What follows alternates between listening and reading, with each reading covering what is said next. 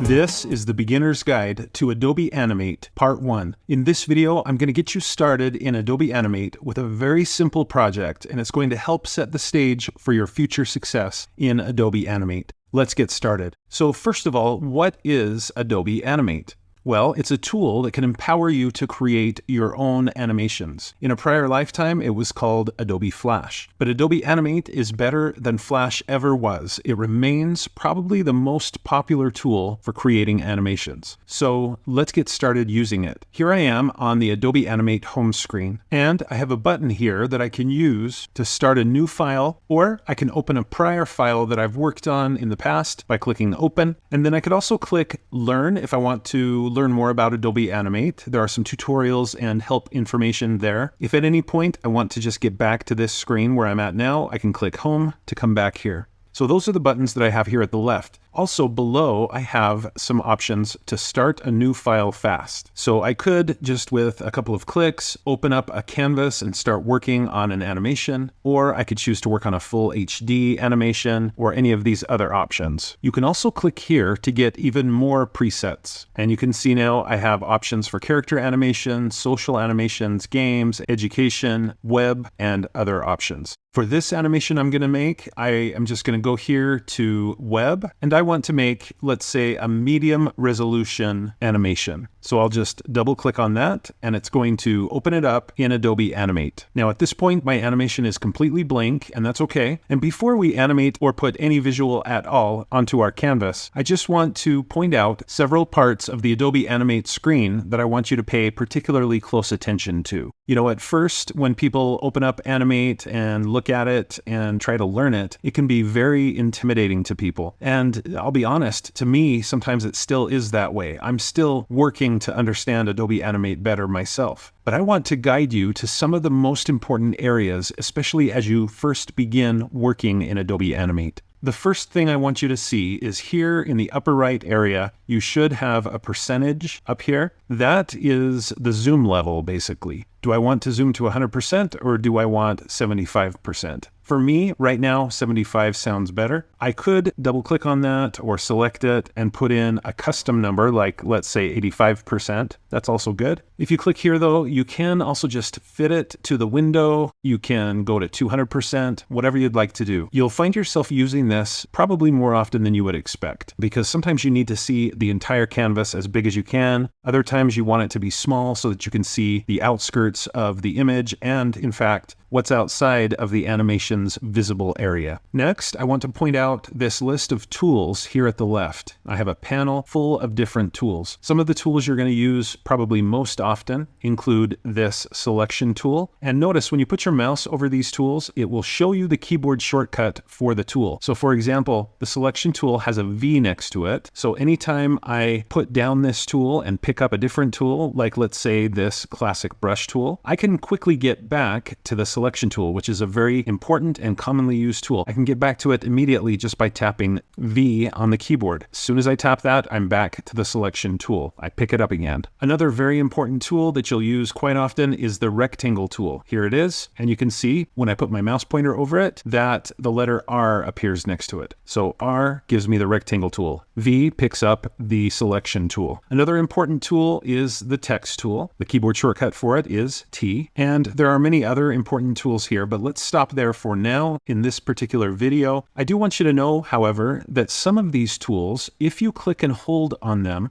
will give you additional options. So for example, rectangle tool, I'm going to click and hold on that tool, and it shows me that I could switch it to be an oval tool to draw out an oval onto my animation, my canvas. I'm going to undo that with Control Z or Command Z on a Mac. If I click and hold on that now oval tool, it lets me switch to, let's say, a polystar tool, or I could go back to a rectangle tool. There are other tools that you can click and hold on to get additional options, so I just wanted you to see that it's very possible to do. Now let's look at the right side of the Adobe Animate screen. I have a panel here that can change depending on what I need or what I want. Right now I have properties selected, so it's showing me the properties of what? Well, right now of my document. Eventually I'll be able to switch it to frame or object or even tool properties, but for right now the only option is document properties, and I can make those changes here. Next to properties, I also have a library. Right now it's empty, but as I work in Adobe Animate, I can fill up this library with objects and items that I can reuse over and over within this document, this animation that I'm working on. The libraries don't carry over from project to project, so just be aware of that. You don't want to put all of your images and assets that you're going to use into this library, only the ones that are for this particular project. Next, we have assets, and these are pre-made animations and graphics and images that Adobe has created and is providing to you and me so that we can use these in our projects. I'm going to go back to properties for now. Beyond the properties, library, and assets panel here, there are additional tools. I have another toolbar here at the right with additional tools. One of my favorite tools over here is this one, the Align tool. You'll see this in action as we use Adobe Animate. Just know for now that you can click on that and various alignment options show up. You can center horizontally, center vertically, and more. Okay.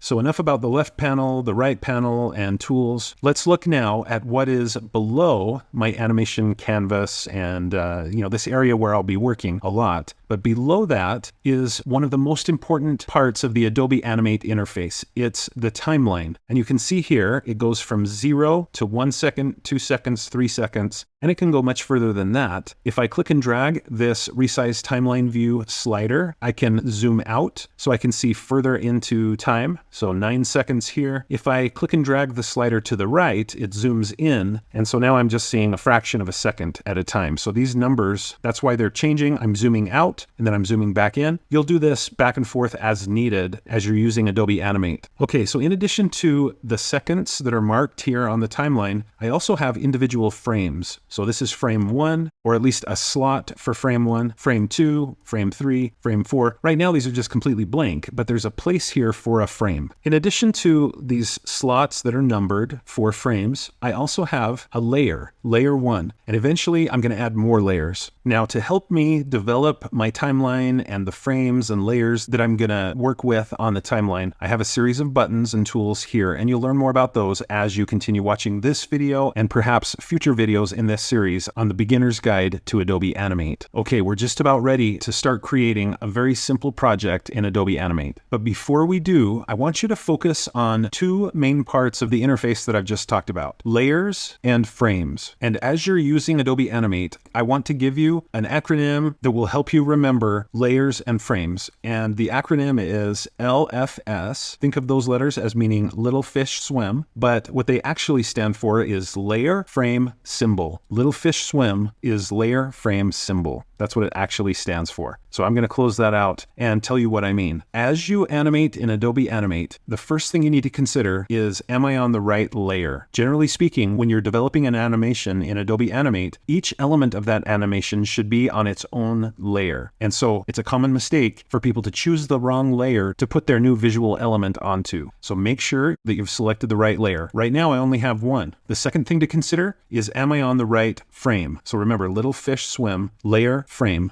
Right now, I really only have one frame that I can be on. I have a blank keyframe here, so I'm on the right frame. And then swim stands for symbol. Don't worry about that for now. We'll talk about that when we get to it. Okay, I'm ready now to insert or import my first visual element. And it's going to go here on layer 1. But before I import it, I'm going to double click on the word layer and 1, and that makes it highlighted so that I can replace it. So I'll type in background, tap enter. This is the layer on which I'm going to put the background image. At this point, I'm just going to go up to File, Import, and I'm going to import this image to the stage. I could choose to import it to my library here, but for now, I'm just going to click Import to Stage, and I'm going to go to my Downloads folder, and I'm going to choose this image that I actually used AI to generate. I used Adobe Express text-to-image generator to create this image. Now, it came in bigger than my canvas. That's okay. I'm just going to drop it fairly close to where I want it to be, and then I'm going to right-click on the image and choose Transform, Free Transform. At this point, I can hold the Shift key if I want to, and then just click and drag on one of the corners to very uniformly resize this image. That's why you hold the Shift key as you click and drag. It will keep the same approximate shape. It'll just shrink it down. Now you can also just click and drag, and that will help you to resize this down maybe horizontally or vertically. And it doesn't have to be exactly the same shape as your canvas, but I just want it to be kind of close. Okay, that's pretty good right there. Now let's look at the timeline. What has happened here? My frame looks different. It used to have kind of a blank, very faded circle here. Now it's got a dark circle, and that indicates that this is now a keyframe. There is something in this frame. It's no longer just blank. And you're going to learn that in Adobe Animate, there are multiple kinds of frames that you can use in your animations. Keyframes, you might think, are the most important. That's debatable. But the idea is anytime there's a keyframe, it represents typically a big change in the state or the location or some other aspect of a visual element. So appearing in my animation, that's a very important change, just the fact that it appears. And so a keyframe is needed and a keyframe is placed here. Now, for right now, this image only exists in the very first frame of my animation. And let's say I want my animation to last exactly 5 seconds. Well, right now, this image of the underwater scene here is just going to blink out of existence after even a fraction of a second. To change that, I'm going to use this slider to zoom out in my animation. I want it to go to about 5 seconds. So right here. And I'm actually going to go just a little bit shy of 5 seconds for now. And I'll click on this blank slot here on the timeline. It's completely blank. But here, I want to insert a certain kind of frame. And there's like 3 or 4 different ways I could insert a frame here. I want you to learn each of them eventually. For now, let's look over here. There's this symbol right here, this button. Right now, it looks like a keyframe. Okay, it's got the darker black circle there. If I click and hold that, it will show me all of the frame options I can choose from. I can choose another keyframe, just like this one here. That would mean that I was going to make a significant change in the look and feel or location of this visual element. Another option is to put in a blank keyframe.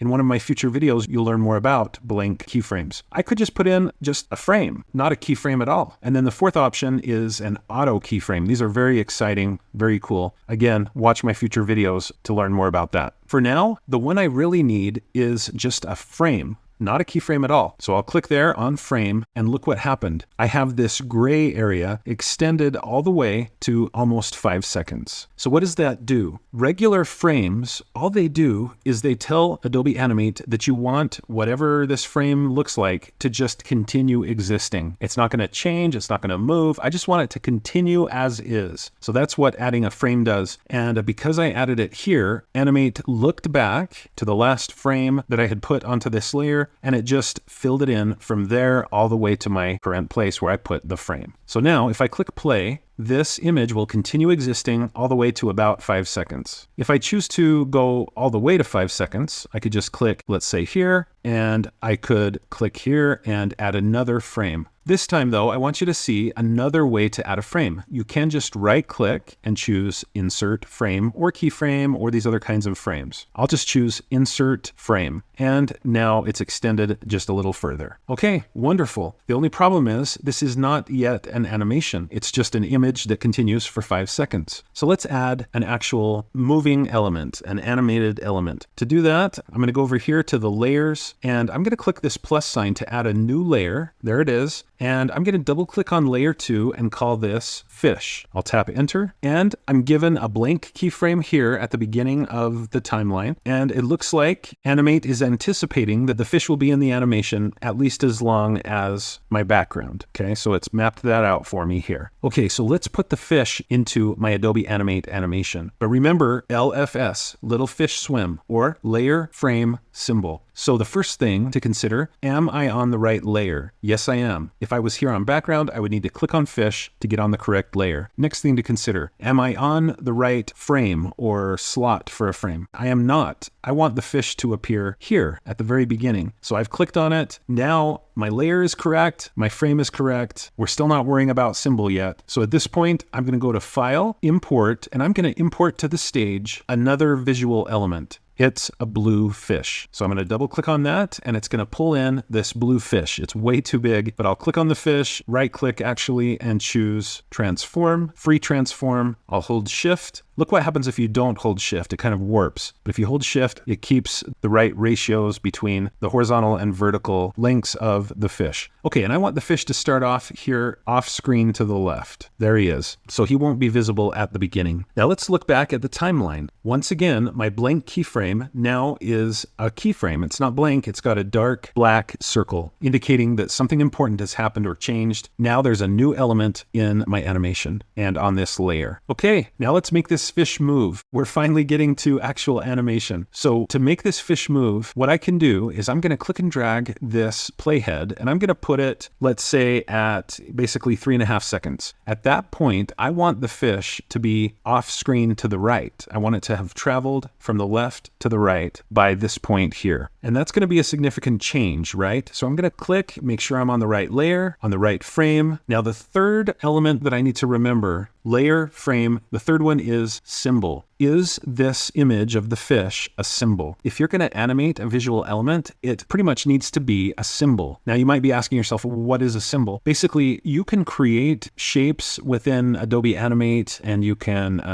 create some other things or import things. But when you're ready to actually move them, in many cases, you're going to want it to be kind of fixed in there as a symbol, no longer a drawn shape or other drawing. You want it to just be a symbol. So I'm going to right click on the fish and choose Convert to Symbol. Now this wasn't necessary for my background, but it is for the fish. So I'm going to choose Convert to Symbol and I'll name this blue_fish. Right now it says movie clip. It's not really a movie clip. It's more like a graphic. So I'm going to change it to graphic, click OK. And now my fish is ready to be animated. I'm on the right layer, I'm on the right frame, and it is a symbol. So now at this point, I'm just going to go here to this button, click and hold, and choose keyframe. So now I have a new black keyframe, and then I'm just going to move the fish where I want him to move. So I want him to move all the way over to the right and down just a little bit. Now if I go back to the beginning of the animation, you'll see what happens. The fish is here at the left, he stays at the left, and then all of a sudden he jumps to the right when you get to this new second keyframe. Well, I would like to animate in between point A and point B.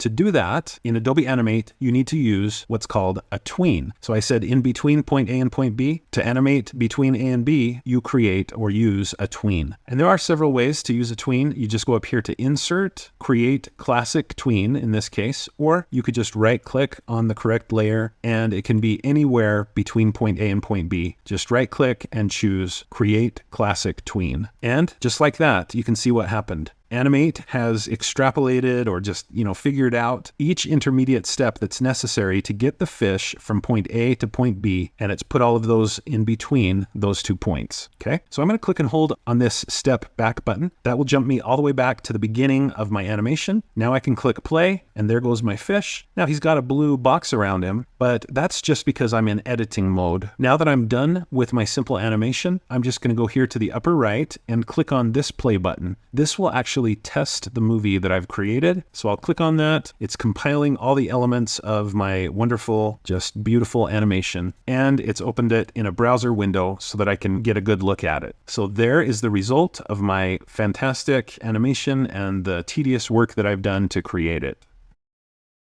Okay, so I X'd out of that browser window to get back to Adobe Animate. I'm very happy with this simple animation. Notice that I did get some output warnings. Don't worry about those, it's fine. So I'm gonna click now back on the timeline, and I know it's very simple, but if you can do what I just showed you, you are on your way to animating in Adobe Animate. Now, before I end this part 1 of the beginner's guide to Adobe Animate, I need to show you how to export your finished project. Before you do that, you really should name the project, and I probably should have named this earlier. But I'm just going to go up here to File and choose Save. And normally I would probably save this to my Documents folder in an Animate subfolder. But for now, I'm just going to save it to my downloads. And I'll call this Swimming Blue Fish. And it's going to save this as an Animate file. It can only be accessed in Adobe Animate. I'll click Save. So that's more for myself to be able to continue working on this in the future. But what if I want to export this project so that the whole world can enjoy what I've created? What I could do is go here to the upper right. There's a Quick Share and Publish option.